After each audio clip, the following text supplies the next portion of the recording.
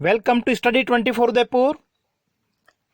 आज के इस वीडियो में हम क्लास 12 इकोनॉमिक्स का एक महत्वपूर्ण टॉपिक है नेशनल इनकम से रिलेटेड कुछ जो बेसिक कंसेप्ट्स हैं उनसे संबंधित लगभग 50 मल्टीपल चॉइस क्वेश्चंस 50 एमसीक्यूज हैं जिससे आज के इस वीडियो में हम देखेंगे। तो चलिए स्टार्ट करते हैं। सबसे पहला जो आज का हमारा क्वेश्चन है, निम्नलिखित में से कौन भारत की घरेलू सीमा का भाग है? Domestic territory of India. ठीक है, तो देखिए जब हम डोमेस्टिक टेरिटरी घरेलू सीमा की बात करते हैं तो घरेलू सीमा का मतलब क्या होता है? जिस क्षेत्र से डोमेस्टिक इनकम जनरेट होती है, जहां से घरेलू आय उत्पन्न होती है, उस पूरे क्षेत्र को क्या कहा जाएगा? Domestic territory. तो इसमें देखिए जो पॉलिटिकल बाउंड्री होती है, राजनीतिक सीमा, जिसमें हम समुद्री सीमा को भी शामिल करते हैं, जिसमें हमारे देश के जो जहाज होते हैं, एयरक्राफ्ट होते हैं, ठीक है, शिप्स और एयरक्राफ्ट जहां चलते हैं। जैसे दो देशों के बीच, माना कि जापान और कोरिया के बीच में अगर भारत का एयर इंडिया का अगर प्लेन चल रहा है तो वो भी एक तरह से किस में आएगा? डोमेस्टिक टेरिटरी में आएगा। इसी तरीके से जो फिशिंग वेसल्स होते हैं, ऑयल नेचुरल गैस के जो भंडार होते हैं, ठीक है, उनको भी हम किस में शामिल करेंगे? घरेलू सीमा में। जैसे भारतीय मछुआरे के द्वारा अगर अंतरराष्ट्रीय जो जल सीमा है उसमें बोट का अगर संचालन किया जा रहा है तो वो भी किस में आएगा? डोमेस्टिक टेरिटरी में आएगा, घरेलू सीमा में आएगा। इसी तरीके से किसी देश के विदेशों में जो एम्बेसीज होते हैं, दूतावास जो होते हैं, ठीक है, या जो वाणिज्यिक दूतावास होते हैं, मिलिट्री जो असिस्टेंस होते हैं, उन सभी को हम किस में शामिल करेंगे? घरेलू सीमा में। तो यहाँ पे देखिए अमेरिका में अगर भारतीय दूतावास है तो वो भी भारत की घरेलू सीमा में आएगा। ऑस्ट्रेलिया में अगर रूस का दूतावास है वो भारत से उसका कोई संबंध नहीं हुआ। भारत में स्थित अगर चीनी दूतावास है तो वो चीन की डोमेस्टिक टेरिटरी में आएगा। तो यहाँ पे आपका जो आंसर है वो कौन सा हो जाएगा? First option. भारत की जो घरेलू सीमा है उसमें क्या आएगा? अगर अमेरिका का जो दूतावास है, एम्बेसी है, वो अगर भारत में स्थित है तो वो, ठीक है, अमेरिका में जो भारतीय दूतावास हैं वो हमारे देश की घरेलू सीमा में हम शामिल करेंगे। अगला देखिए, निम्नलिखित में से कौन भारत की घरेलू सीमा में शामिल नहीं है? अभी मैंने आपको डोमेस्टिक टेरिटरी में क्या क्या शामिल होगा वो सारा बता दिया है। अब उसके बेसिस पर अगर कोई भी घरेलू सीमा से संबंधित आपके पास में प्रश्न आता है तो वो गलत नहीं होना चाहिए। तो देखिए भारत में अगर कोई गूगल का ऑफिस स्थित है, ठीक है, तो वो भारत की घरेलू सीमा में शामिल किया जाएगा। ऑस्ट्रेलिया में अगर भारतीय दूतावास है, भारत का दूतावास ऑस्ट्रेलिया में है तो वो भी भारत की घरेलू सीमा में ही आएगा। और रूस के एयरपोर्ट पर अगर भारत की एयर इंडिया का अगर प्लेन चल रहा है तो वो भी किस में आ जाएगा? आपका घरेलू सीमा में आ जाएगा। लेकिन अमेरिका में अगर भारतीय स्टेट बैंक की कोई ब्रांच है, ठीक है, तो वो हमारे देश की घरेलू सीमा में सम्मिलित नहीं होगी। तो करेक्ट आंसर आपका हो जाएगा ऑप्शन यहाँ पे सी। ठीक है, अमेरिका में भारतीय स्टेट बैंक की अगर कोई ब्रांच है तो भारत की घरेलू सीमा में नहीं आएगी। बाकी भारत में जो गूगल का ऑफिस है, या ऑस्ट्रेलिया में भारत का जो दूतावास है, या फिर रूस के एयरपोर्ट पर अगर एयर इंडिया संचालन किया जा रहा है तो ये सभी हमारे देश की घरेलू सीमा में सम्मिलित किए जाएंगे। नेक्स्ट देखिए, निम्नलिखित में से किसे घरेलू सीमा से बाहर रखा जाता है? ठीक है, घरेलू सीमा में हम किन किन को शामिल करेंगे और किसको बाहर रखेंगे? तो देखिए दूसरे देशों के जो दूतावास हैं, ठीक है, माना कि भारत में जैसे अमेरिका का अगर दूतावास है तो उसको हम घरेलू सीमा में नहीं शामिल करेंगे, उसको बाहर रखा जाएगा। तो देखो दूसरे देशों के अगर भारत में कोई दूतावास है वो घरेलू सीमा से बाहर रहेंगे। दूसरे देशों के अगर कोई सैनिक सलाहकार भारत में नियुक्त किए गए हैं तो वो भी भारत की घरेलू सीमा में नहीं आएंगे। और अंतरराष्ट्रीय संगठन के जो कार्यालय होते हैं, चाहे वो यूएनओ का कार्यालय हो गया, डब्ल्यूएचओ का कार्यालय अगर भारत में स्थित हैं तो ये भारत की घरेलू सीमा में नहीं आएंगे। तो करेक्ट आंसर आपका कौन सा हो जाएगा? Option D. नेक्स्ट है, घरेलू सीमा को कहा जाता है, ठीक है, घरेलू सीमा की जो डेफिनेशन मैंने आपको बताई थी कि जिस एरिया में, जिस क्षेत्र में एक तरह से क्या होता है, हमारे देश की डोमेस्टिक इनकम जनरेट होती है, डोमेस्टिक घरेलू आय का निर्माण जहां जहां पे भी होगा उसको हम क्या कहेंगे, घरेलू सीमा। तो घरेलू सीमा को हम कह सकते हैं कि हमारे देश के जो निवासी उनके द्वारा जो आर्थिक क्रियाओं का संचालन जहां पे भी किया जा रहा है, मतलब जो इकोनॉमिक एक्टिविटीज की जा रही हैं, तो जो आर्थिक सीमा होती है वो एक तरह से घरेलू सीमा होती है। अगला देखते हैं, निम्नलिखित में से कौन एक देश के सामान्य निवासी का भाग है।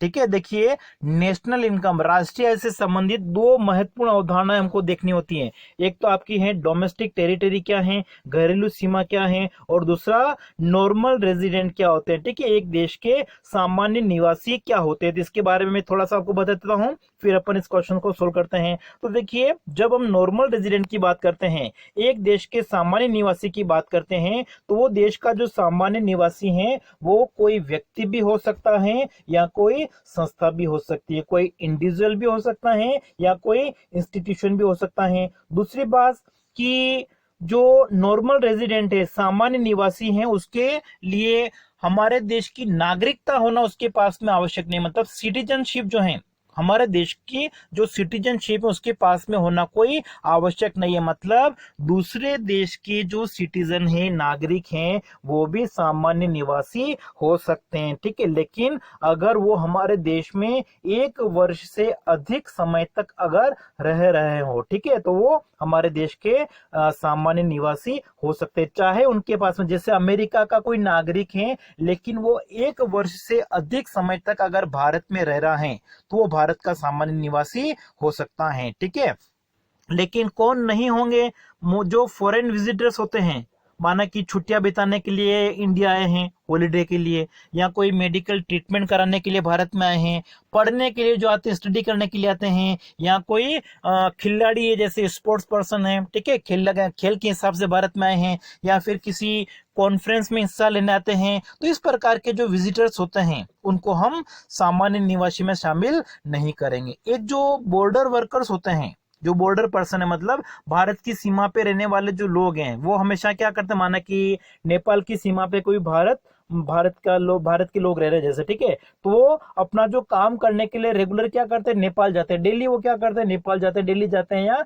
रेगुलर बेसिस पे वो नेपाल जाते हैं काम करने के लिए, लेकिन शाम को वापस अपने घर पे आ जाते हैं। मतलब डेली जो वर्कर्स होते हैं, जो बाउंड्री को क्रॉस करते हैं, ठीक है, फॉरेन करेंसी की जो बाउंड्री है, ठीक है, बॉर्डर जिसको हम कहते हैं, उसको अगर वो क्रॉस करके रोज जाते हैं, आते हैं काम करने के लिए, तो ये लोग भी एक तरह से क्या होंगे, हमारे देश के सामान्य निवासी होंगे।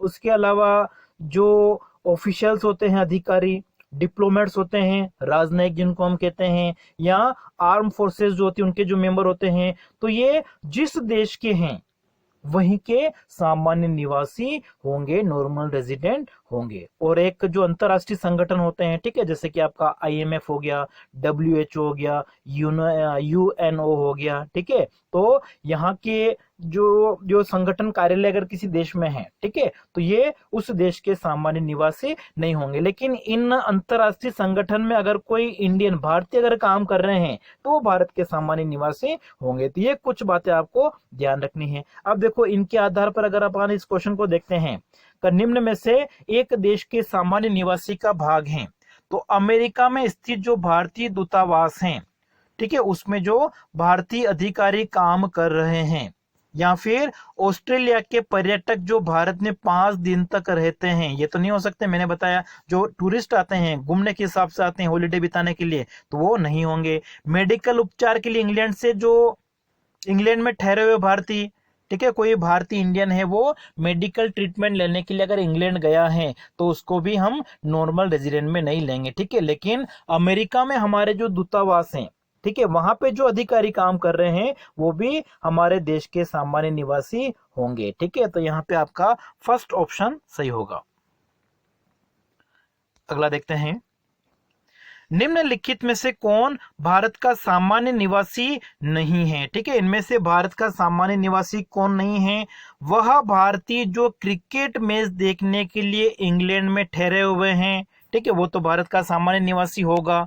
वे जापानी जो अमेरिका में रिश्तेदारों से मिलने गए, ठीक है, तो ये भारत के सामान्य निवासी नहीं होंगे। और रूस में स्थित भारतीय दूतावास में कार्यरत रूस के जो अधिकारी हैं, ठीक है, रूस में स्थित भारतीय दूतावास में जो कार्यरत रूस के अधिकारी हैं वो भी भारत के सामान्य निवासी नहीं होंगे। ठीक है, ये कहाँ के सामान्य निवासी होंगे? रूस के होंगे, क्योंकि ये रूस के अधिकारी है। लेकिन रूस में जो भारतीय दूतावास है, अगर उसमें कोई भारतीय ऑफिसर काम कर रहे हैं तो वो भारत के सामान्य निवासी होंगे। ठीक है, तो यहाँ पे आपको पूछा हुआ है कि निम्नलिखित में से कौन भारत का सामान्य निवासी नहीं है? तो कौन नहीं है? ऑप्शन आपका बी।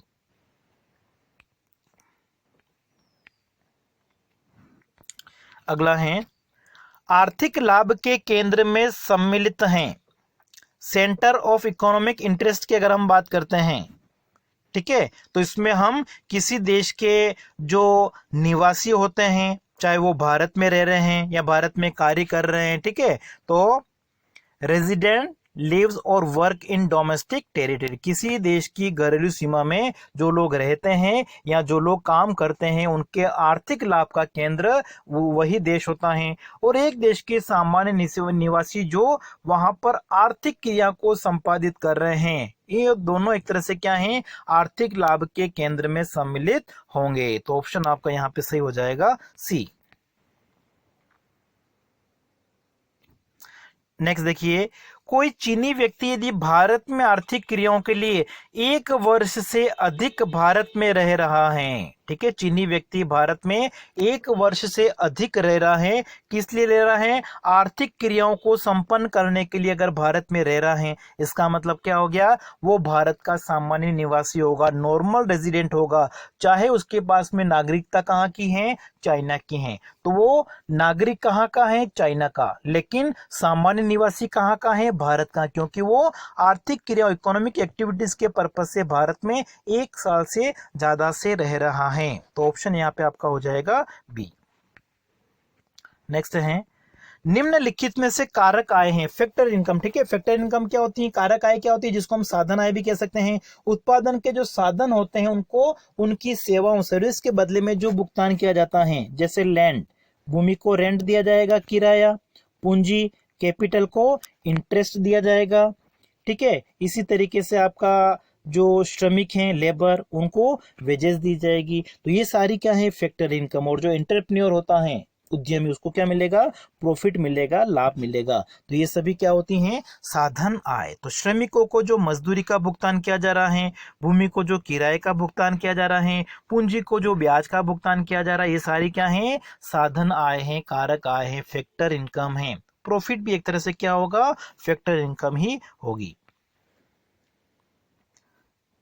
अगला देखिए, निम्नलिखित में से कारक आय नहीं है, इनमें से फैक्टर इनकम कौन सी नहीं है? साधन आय कौन सी नहीं है? तो रेंट तो है आपकी, ठीक है, स्कॉलरशिप नहीं होगी, भूमि भूमि तो कुछ इनकम नहीं है एक तरह से। रेंट अगर होता तो यहाँ पे आपको कारक आय लेते। तो बी और सी, तो ऑप्शन आपका हो जाएगा यहाँ पे डी।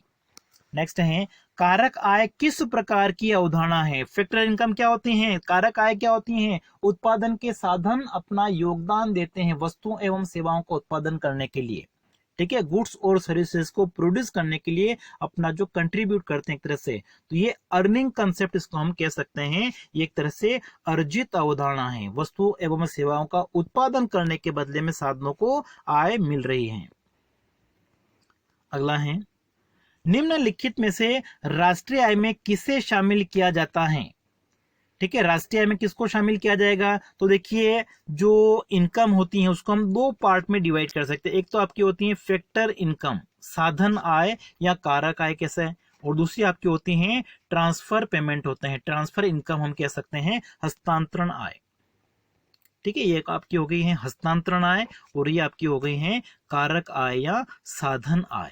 तो राष्ट्रीय आय में हम क्या करते हैं? वस्तु एवं सेवाओं का उत्पादन करने के बदले में जो भुगतान किया जाता है साधनों को, या साधनों को जो आय मिलती है उसी को हम राष्ट्रीय आय में सम्मिलित करेंगे। साधन आय कौन सी आपकी? लाभ, मजदूरी, वेतन, लगान, ठीक है, इंटरेस्ट, ब्याज हो गया, किराया हो गया जिसको हम लगान कह सकते हैं, लाभ कह सकते हैं, मजदूरी कह सकते हैं, ये सारी क्या हैं, साधन आय हैं। और हस्तांतरण आय क्या होती है, ट्रांसफर पेमेंट क्या होते हैं, वन साइडेड पेमेंट होते हैं, यूनिलेटरल ट्रांसफर जिसको हम कह सकते हैं। ठीक है, तो बिना काम के मतलब बिना अर्थव्यवस्था में हम कह सकते हैं अर्थव्यवस्था में वस्तु एवं सेवाओं का किसी प्रकार का उत्पादन नहीं किया गया है, लेकिन उनको एक सेक्टर से दूसरे सेक्टर में जो इनकम का ट्रांसफर होता है वो हस्तांतरण आय होती है, उसको हम राष्ट्रीय में सम्मिलित नहीं करेंगे। मध्यवर्ती वस्तुओं का मूल्य भी शामिल नहीं करेंगे। यहाँ पे आपका ऑप्शन कौन सा हो जाएगा, सी। जो कारक आय होती है, साधनों को जो भुगतान किया जाता है लगान प्लस ब्याज प्लस मजदूरी प्लस लाभ के रूप में, ठीक है, rent plus interest plus wages plus profit, ये सारी क्या है आपकी साधन आय जिनको हम राष्ट्रीय आय में शामिल करेंगे। निम्न में से हस्तांतरण आय कौन सी है, ट्रांसफर इनकम कौन सी है। ठीक है, ट्रांसफर इनकम मतलब वस्तु एवं सेवाओं का उत्पादन करने के अतिरिक्त जो पैसा मिल रहा है किसी व्यक्ति या संस्था को।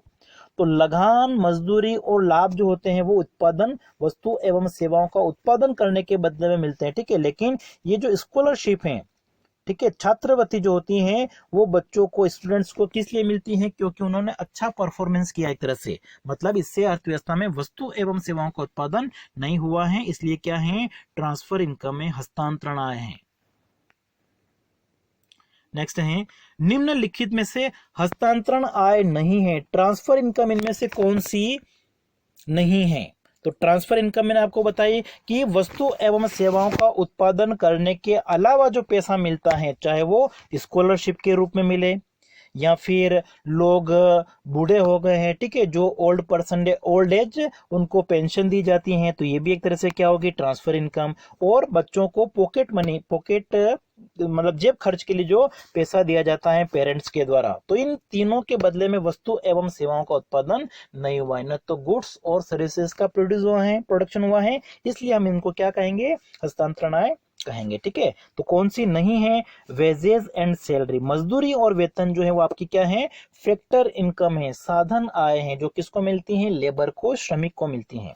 अगला है, हस्तांतरण आय किस प्रकार की अवधारणा है। तो हस्तांतरण आय में हमने देखा पैसा मिल रहा है, प्राप्तियां हो रही है, लेकिन बिना उत्पादन कार्य में योगदान के, इसलिए इसको हम क्या कहेंगे, रिसिप्ट कॉन्सेप्ट कहेंगे। ठीक है, अर्निंग कॉन्सेप्ट में आपका कौन सा आ जाएगा, साधन आय, फैक्टर इनकम।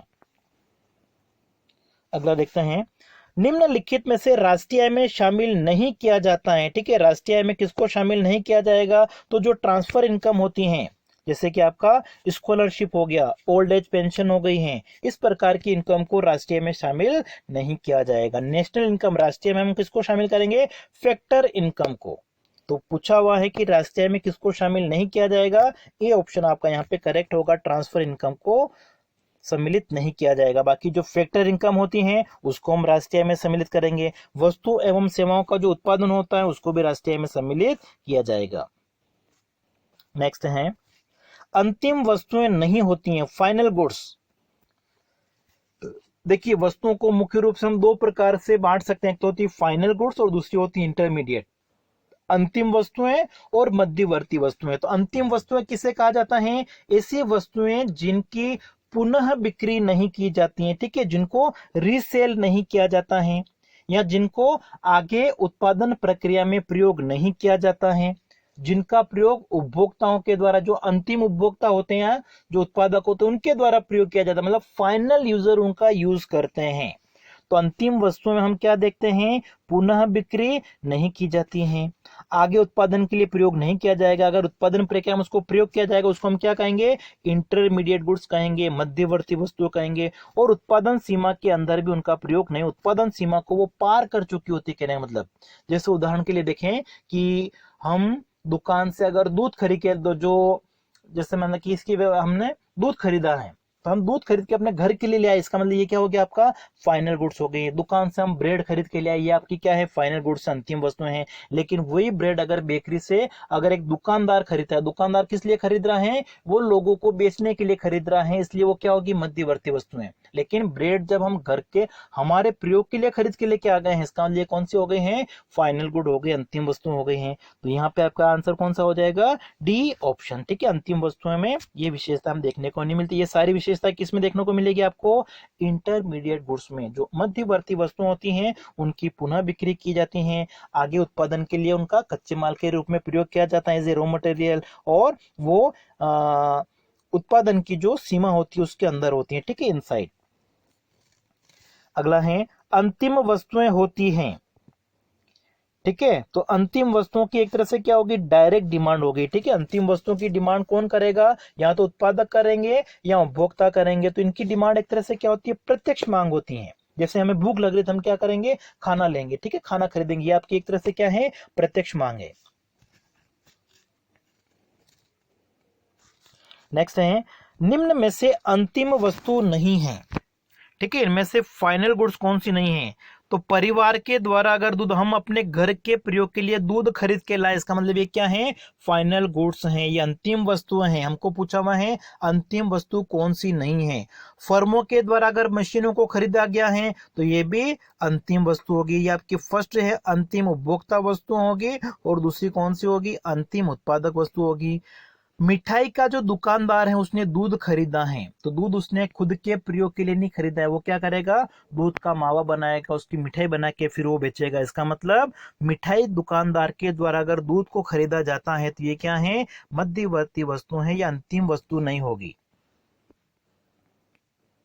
अगला है निम्न में से अंतिम वस्तु नहीं है। एक और क्वेश्चन आपका इसी का है। संस्था द्वारा अगर चाक की खरीदी गई है, जैसे कि कोई स्कूल है उसने चाक खरीदा है, ठीक है, चौक अगर लिखने के लिए, इसका मतलब ये क्या है? मध्यवर्ती वस्तु होगी। डेयरी दुकानदार वाला है, अगर वो दूध खरीद रहा है, वो किस लिए दूध खरीद रहा है? बेचने के लिए, इसका मतलब ये भी मध्यवर्ती वस्तु होगी। दुकानदार द्वारा पुनः बिक्री के लिए अगर कोल्ड ड्रिंक, जैसे आपके पास में कोई किराना की दुकान वाला है, उसने डीलर से कोल्ड ड्रिंक खरीदी, क्यों खरीदी है? क्योंकि वो क्या करेगा? अपने ग्राहकों को बेचेगा। इसका मतलब ये सब क्या है? अंतिम वस्तु नहीं। ये सब कौन सी हैं? मध्यवर्ती वस्तुएं हैं। लेकिन अगर दुकानदार अपने स्वयं के उपभोग के लिए आइसक्रीम खरीद रहा है तो ये क्या होगी? अंतिम वस्तु होगी। तो डी ऑप्शन आपका यहाँ पे सही होगा। लेकिन दुकानदार ने जो आइसक्रीम खरीदी, अगर वो किस लिए खरीदी है? बेचने के लिए, इसका मतलब अंतिम वस्तु नहीं होगी। तो एक ही वस्तु अंतिम भी हो सकती है, मध्यवर्ती भी हो सकती है, फाइनल भी हो सकती है, इंटरमीडिएट भी हो सकती है। वो किसके ऊपर डिपेंड करेगा कि उसका यूज कौन कर रहा है, उसका प्रयोग कौन कर रहा है। दुकानदार अगर आइसक्रीम का प्रयोग करने के लिए उसको खरीद रहा है तो ये क्या है? फाइनल गुड है, अंतिम वस्तुएं हैं। लेकिन बेचने के लिए अगर वो खरीदता तो इंटरमीडिएट गुड होती, मध्यवर्ती वस्तु होती। अगला देखते हैं मध्यवर्ती वस्तु होती हैं। तो मध्यवर्ती वस्तुओं में मैंने आपको ऊपर बता दिया था कि मध्यवर्ती वस्तुओं को क्या किया जाता है? रीसेल किया जाता है, उसकी पुनः बिक्री की जाती है। उत्पादन प्रक्रिया में दूसरी वस्तुओं का निर्माण करने के लिए कच्चे माल एज ए रॉ मटेरियल प्रयोग किया जाता है, और उत्पादन सीमा में ही वो कार्य कर रही होती है, ठीक है, कच्चे माल के रूप में। तो डी ऑप्शन आपका यहाँ पे सही होगा। अगला देखते हैं मध्यवर्ती वस्तुएं क्या होती हैं।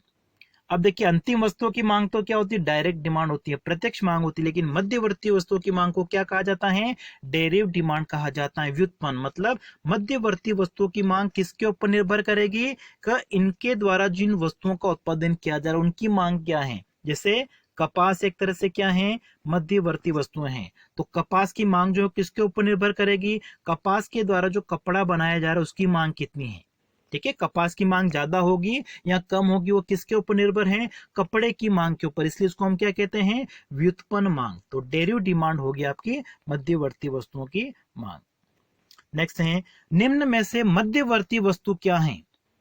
ठीक है, मिठाई दुकानदार द्वारा दूध अगर खरीदा जा रहा है तो ये मध्यवर्ती वस्तुएं हैं।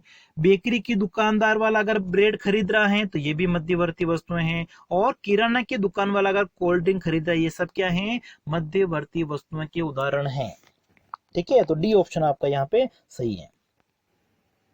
अगला है मध्यवर्ती वस्तु का मूल्य होता है।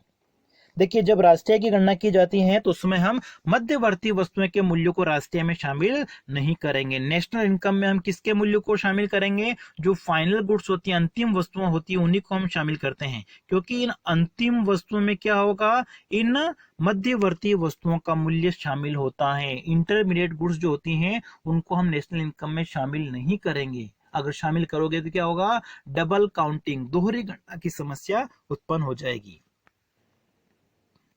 नेक्स्ट देखते हैं निम्न में से उपभोग वस्तु नहीं है। उपभोग वस्तुएं क्या होती है? जो कंज्यूमर यूज कर रहा है, जो उपभोक्ताओं के द्वारा प्रयोग की जा रही है। तो अब उपभोक्ताओं के द्वारा जो प्रयोग की जा रही है वो कौन सी हो सकती है? ड्यूरेबल हो सकती है, टिकाऊ वस्तुएं, नॉन ड्यूरेबल हो सकती हैं, गैर टिकाऊ, और सर्विसेज हो सकती है। पूंजीगत वस्तुएं जो होती हैं वो उपभोग की वस्तु नहीं है। कौन सी? ये प्रोड्यूसर गुड्स हैं, ये उत्पादक की वस्तुओं में शामिल किया जाएगा। अगला है, उपभोग वस्तुएं मानवीय आवश्यकताओं की संतुष्टि किस प्रकार से करेगी? प्रत्यक्ष रूप से। ठीक है, भूख लग रही है तो हम क्या करेंगे? खाना खाएंगे। तो ये डायरेक्टली एक तरह से क्या हो रहा है? हमारी जो वांट्स है वो सेटिस्फाई हो रही है। तो मानवीय आवश्यकताओं की संतुष्टि उपभोग वस्तुओं द्वारा डायरेक्ट होती है। अगला है, उपभोग वस्तु का उदाहरण इनमें से क्या है? छात्र अगर पेन का प्रयोग कर रहा है, ये कंज्यूमर गुड्स हैं। ठीक है, उपभोग वस्तुएं हैं। छात्रों द्वारा नोटबुक का प्रयोग किया जा रहा है, ये भी उपभोग वस्तुओं का उदाहरण है। परिवार के द्वारा अगर फर्नीचर का उपभोग किया जा रहा है, ये भी उपभोग वस्तुएं। सारी क्या है? फाइनल गुड्स हैं। तो डी ऑप्शन आपका यहाँ पे सही होगा। अगला है, उपभोग वस्तुएं हमेशा होती हैं। उपभोग वस्तुएं हमेशा क्या होती हैं? अंतिम वस्तुएं। हमारे द्वारा जिन भी वस्तुओं का प्रयोग किया जा रहा है वो सभी वस्तुएं क्या होगी? अंतिम होगी। क्यों? क्योंकि हम उनको वापस बेचने के लिए नहीं खरीद रहे हैं, हम उसे अपनी आवश्यकताओं को पूरा करने के लिए खरीद रहे हैं, इसलिए। ठीक है, उनको रीसेल नहीं किया जाता है, उनका उत्पादन प्रक्रिया में प्रयोग नहीं किया जा रहा है, इसलिए वो क्या होगी? अंतिम वस्तुएं। नेक्स्ट है, पूंजीगत वस्तुएं होती हैं। ठीक है, जो कैपिटल गुड्स है जैसे कि प्लांट है, मशीनरी है, इनका प्रयोग दूसरी वस्तुओं का उत्पादन करने के लिए किया जाता है। ठीक है, वस्तुओं का उत्पादन करने के लिए। तो वस्तुओं की मांग के ऊपर इनकी मांग निर्भर करेगी, इसलिए इसको हम क्या कहेंगे? डेरिव डिमांड कहेंगे, व्युत्पन्न मांग। ठीक है, व्युत्पन्न मांग कहेंगे इसको। अगला है, निम्न में से पूंजीगत वस्तुएं। ठीक है, पूंजीगत वस्तु में क्या आएगा? प्लांट और मशीनरी। तो अध्यापकों द्वारा पेन का प्रयोग किया जा रहा है, कैपिटल गुड्स नहीं है। विद्यार्थियों द्वारा नोटबुक का प्रयोग, ये भी नहीं है। फर्मों के द्वारा जो मशीनों का प्रयोग किया गया है, ठीक है, प्लांट, मशीनरी, ये सब किस में आएंगे? कैपिटल गुड्स में आएंगे, पूंजीगत वस्तुओं में आएंगे, जो ड्यूरेबल होती है, लंबे समय तक बार बार जिनका प्रयोग किया जा सकता है, जिनकी वैल्यू क्या होती है? हाई, जिनका मूल्य उच्च होता है। निम्न में से पूंजीगत वस्तु की विशेषता नहीं है। ठीक है, पूंजीगत वस्तुओं का प्रयोग उत्पादन कार्य के लिए किया जाता है, बिल्कुल सही है। ये उत्पादन की भीतरी सीमा में, तो इसको हम नहीं कह सकते, ये मध्यवर्ती वस्तुओं का होगा। ठीक है, और इनका अगर लगातार प्रयोग करेंगे तो क्या होगा? इनकी मरम्मत या प्रतिस्थापन की आवश्यकता पड़ती है, और इनकी मांग व्युत्पन्न मांग होती है। इनके द्वारा जिन वस्तुओं का निर्माण किया जा रहा है उन वस्तुओं की मांग के ऊपर पूंजीगत वस्तुओं की मांग निर्भर करेगी। तो यहाँ पे आपका आंसर हो जाएगा बी। अगला है, all capital goods are always. सभी पूंजीगत वस्तु हमेशा क्या होती हैं? उत्पादक वस्तु होती है। जितनी भी कैपिटल गुड्स है सारी क्या होगी? प्रोड्यूसर गुड्स होगी, उत्पादक वस्तु होगी, क्योंकि इनका उत्पादन प्रक्रिया में उत्पादकों के द्वारा प्रयोग किया जाएगा।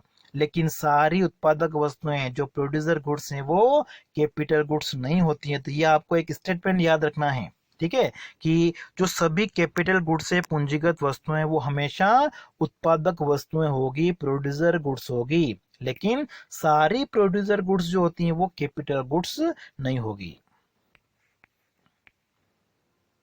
नेक्स्ट है, सकल निवेश एवं निवल निवेश। ठीक है, सकल ग्रोस इन्वेस्टमेंट जो होता है और नेट इन्वेस्टमेंट होता है, इन दोनों में डिफरेंस किसका होता है? डेप्रिसिएशन का। अगर हम ग्रोस में से डेप्रिसिएशन को माइनस कर देंगे तो हमारे पास में क्या आ जाएगा?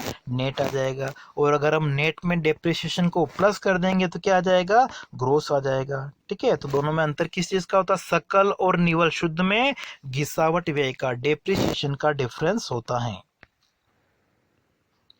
अगला देखिए, निम्न में से कौन सा सही है? ठीक है, ग्रोस इन्वेस्टमेंट जो होता है वो नेट इन्वेस्टमेंट माइनस डेप्रिसिएशन होता है। नहीं, मैंने आपको अभी बताया था कि जो ग्रोस इन्वेस्टमेंट है वो उसमें मूल्यह्रास सम्मिलित है। ठीक है, इंक्लूड है। देखो, ग्रोस का मतलब क्या हो गया? टोटल, जिसमें डेप्रिसिएशन शामिल है। तो डेप्रिसिएशन को अगर आप नेट इन्वेस्टमेंट में इंक्लूड कर दोगे, प्लस कर दोगे, तो क्या आ जाएगा? ग्रोस इन्वेस्टमेंट आ जाएगा। तो सेकंड ऑप्शन आपका यहाँ पे सही होगा। और शुद्ध निवेश बराबर सकल निवेश, देखो हिंदी में लिखा हुआ ये भी सही है, लेकिन यहाँ पे प्लस आना चाहिए था। ठीक है, तो सकल निवेश प्लस अगर मूल्यह्रास करोगे तो शुद्ध निवेश नहीं आएगा, क्योंकि शुद्ध का मतलब क्या हो गया, मूल्यह्रास को हमने सकल में से घटा दिया है। ठीक है, तो यहाँ पे देखिए जो इंग्लिश वर्जन में आपका है ग्रोस इन्वेस्टमेंट प्लस डेप्रिसिएशन है, तो यहाँ पे प्लस का साइन अगर होगा इसके हिसाब से अगर आप देखोगे तो केवल हमारा सेकंड ऑप्शन जो है वो सही होगा।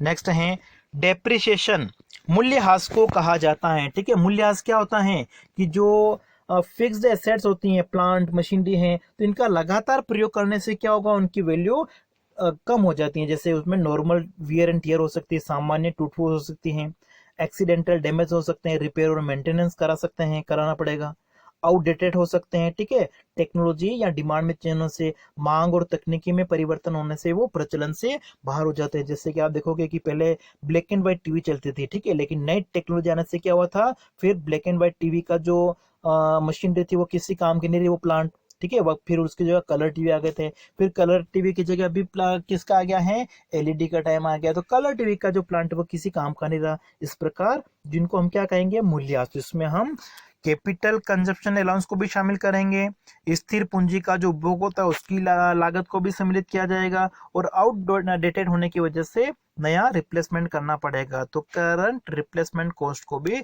शामिल करेंगे। तो डेप्रिसिएशन में ये सभी सम्मिलित होते हैं, उपरोक्त सभी आंसर आपका। अगला देखिए, घिसावट व्यय उत्पन्न होने का कारण क्या है।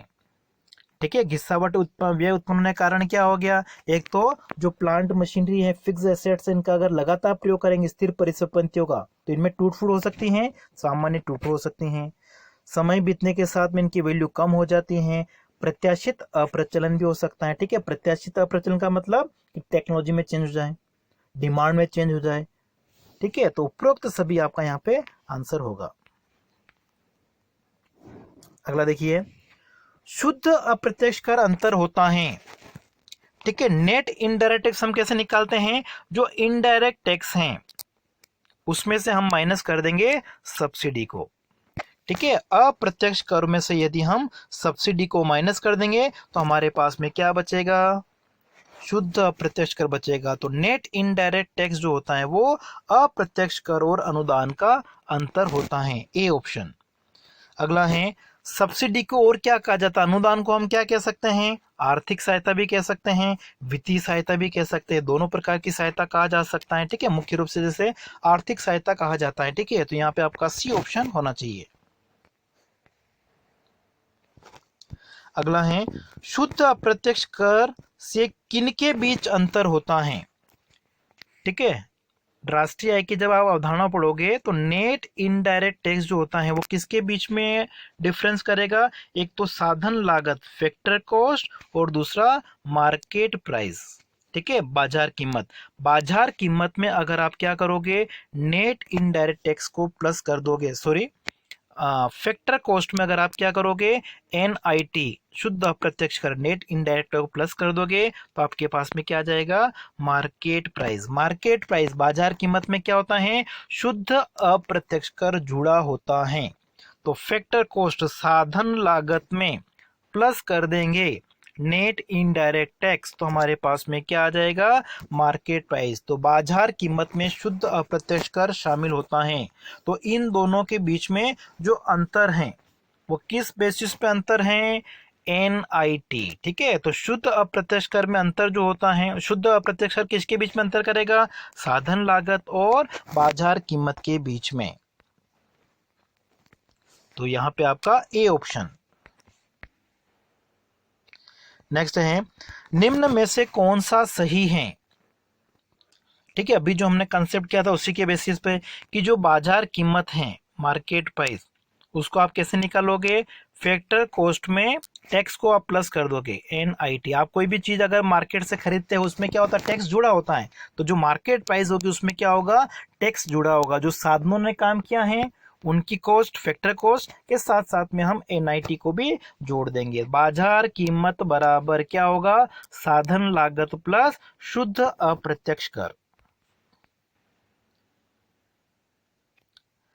अगला देखिए, विदेशों से प्राप्त शुद्ध साधन आय किसका अंतर होती है, एन एफ आई ए। ठीक है, ये किसके बीच में अंतर होगा, मतलब विदेशों से प्राप्त शुद्ध साधन आय जो होती हैं वो किन के बीच में अंतर उत्पन्न करेगी, राष्ट्रीय और घरेलू। जैसे आपकी घरेलू आय है, मतलब हमारी घरेलू सीमा में जो फैक्टर सर्विसेज से, फैक्टर कॉस्ट से जो भी इनकम आई है वो घरेलू आय आपकी होगी। उसमें अगर हम विदेशों से प्राप्त आय को जोड़ देंगे, NFIA जोड़ देंगे, तो क्या आ जाएगा हमारे पास में, राष्ट्रीय आय आ जाएगा। ठीक है, नेशनल इनकम आ जाएगी। तो फर्स्ट ऑप्शन आपका यहाँ पे करेक्ट होगा। विदेशों से प्राप्त शुद्ध साधन आय किसका अंतर होती है, नेशनल और डोमेस्टिक का। डोमेस्टिक घरेलू में आप प्लस कर दोगे क्या, NFIA, तो क्या आ जाएगा, नेशनल। और नेशनल में से अगर माना कि NFI को माइनस कर देंगे तो क्या आ जाएगा, घरेलू आ जाएगा, डोमेस्टिक आ जाएगा। अगला है, विदेशों से प्राप्त शुद्ध साधन आय के कौन कौन से कंपोनेंट से संघटक हैं। ठीक है, तो इसमें नेट रिटर्न इनकम को भी लिया जाता है, अर्निंग्स को, शुद्ध अर्जित प्राप्तियों को लिया जाता है, जो संपत्ति है उनसे आय को भी लिया जाएगा, और कर्मचारियों का शुद्ध पारिश्रमिक। ठीक है, अब देखिए हमारे देश के लोग बाहर काम कर रहे हैं, उन्होंने जो कमाया, और दूसरे देशों के लोगों ने हमारे यहाँ से कमाया, इन दोनों के बीच के डिफरेंस को हम क्या कहेंगे, कर्मचारियों का शुद्ध पारिश्रमिक। ठीक है, इसी तरीके से प्रॉपर्टी और रिटर्न इनकम भी हो सकती हैं, तो इनका हम डिफरेंस निकाल लेते हैं। वो सभी किसके पार्ट होंगे, NFIA के। ठीक है, विदेशों से प्राप्त शुद्ध साधन आय के। तो करेक्ट आंसर डी ऑप्शन। अगला देखिए, NFIA विदेशों से प्राप्त शुद्ध साधन आय हो सकती हैं। तो देखिए विदेशों से प्राप्त शुद्ध साधन आय जो है वो, अगर हमारी प्राप्तियां ज्यादा हैं, रिसिप्ट्स, तो क्या होगी, पॉजिटिव होगी, तो धनात्मक हो सकती हैं। अगर हमने विदेशों को ज्यादा भुगतान किया है, कम प्राप्त किया है, तो ये नेगेटिव भी हो सकती हैं, ऋणात्मक भी हो सकती हैं। या फिर तीसरी स्थिति क्या हो सकती है, हमने जितना भुगतान किया उतना ही हमको विदेशों से मिला। विदेशों को हमने 100 करोड़ का भुगतान किया और विदेशों से भी हमको 100 करोड़ का मिला। इसका मतलब दोनों के बीच में डिफरेंस क्या है, शून्य है, जीरो है। मतलब NFIA जीरो भी हो सकती है, पॉजिटिव भी हो सकती है, नेगेटिव भी हो सकती है। तो डी ऑप्शन यहाँ पे। अगला है, निम्न में से क्या सही है। ठीक है, राष्ट्रीय आय निकालने के लिए हम क्या करेंगे, घरेलू आय में विदेशों से प्राप्त आय को जोड़ देंगे, अभी बताया था मैंने आपको। और घरेलू आय अगर निकालने तो राष्ट्रीय आय में से सिर्फ विदेशों से प्राप्त माइनस करना पड़ता है यहाँ पे। ठीक है, लेकिन यहाँ पे प्लस का साइन था, इसलिए आपका जो करेक्ट आंसर है वो कौन सा होगा, ए ऑप्शन। अगला है, विदेशों से प्राप्त शुद्ध साधन आय हमेशा शून्य होती हैं। कब होगी, जब अर्थव्यवस्था किस प्रकार की है, बंद अर्थव्यवस्था। विदेशों से अगर किसी प्रकार का लेन देन नहीं किया जाएगा तो हमारी विदेशों से प्राप्त शुद्ध साधन आय क्या होगी, शून्य होगी। और खुली अर्थव्यवस्था है तो उसमें शून्य भी हो सकती हैं, धनात्मक भी हो सकती हैं, और ऋणात्मक भी हो सकती हैं। जापान में स्थित भारतीय दूतावास किसका उदाहरण है। देखिए इंडियन एम्बेसी जो है, भारतीय दूतावास हैं, वो कहाँ पे है, जापान में है। तो जापान में अगर भारत का दूतावास है, फिर भी उसको भारत की घरेलू सीमा में सम्मिलित किया जाएगा। ठीक है, हमारी जो डोमेस्टिक टेरिटरी है, हमारी जो घरेलू सीमा है, उसमें सम्मिलित किया जाएगा। अगला देखिए, घरेलू सीमा को हम क्या कह सकते हैं, आर्थिक सीमा कह सकते हैं। सामान्य निवासी में हम किसको शामिल करते हैं, व्यक्तियों और संस्थाओं को शामिल करते हैं। ठीक है, एक देश के सामान्य निवासी में हम व्यक्ति और संस्थाओं दोनों को सम्मिलित कर सकते हैं। रूसी दूतावास में कार्यरत भारतीय किसका उदाहरण है। ठीक है, देखिए रूस का दूतावास है, उसमें भारत के जो अधिकारी काम कर रहे हैं वो भारत के सामान्य निवासी होंगे। ठीक है, नॉर्मल रेजिडेंट होंगे वो हमारे। बी ऑप्शन आपका यहाँ पे सही होगा। और देखिए आज का जो हमारा अंतिम प्रश्न है उसको देख लीजिए, खाली स्थान है यहाँ पे। राष्ट्र आय को राष्ट्रीय आय में शामिल किया जाता है। ठीक है, इनमें से किसको राष्ट्रीय आय में सम्मिलित किया जाएगा। तो मैंने आपको बताया था कि राष्ट्रीय आय में हम क्या करते हैं, फैक्टर इनकम को, जिनके बदले में अर्थव्यवस्था में वस्तु एवं सेवाओं का उत्पादन हुआ है, गुड्स और सर्विसेज का जो प्रोडक्शन होता है उसी को हम शामिल करते हैं। तो फैक्टर इनकम को हम राष्ट्रीय आय में शामिल करेंगे। जो ट्रांसफर पेमेंट होते हैं, हस्तांतरण भुगतान, जैसे कि स्कॉलरशिप, छात्रवृत्ति, ओल्ड एज पेंशन, वृद्धावस्था पेंशन, और बेरोजगारी भत्ता हो गया जैसे अनएम्प्लॉयमेंट अलाउंस। तो इस प्रकार के ट्रांसफर पेमेंट को हम राष्ट्रीय में शामिल नहीं करते हैं, क्योंकि ये तो केवल एक सेक्टर से दूसरे सेक्टर को इनकम का ट्रांसफर हो रहा है, बदले में नई कोई इनकम जनरेट नहीं हुई है इसलिए। तो आज की क्लास में इतना ही, और किसी क्वेश्चन में अगर आपको कोई डाउट लगता है तो आप कमेंट बॉक्स में बताइएगा।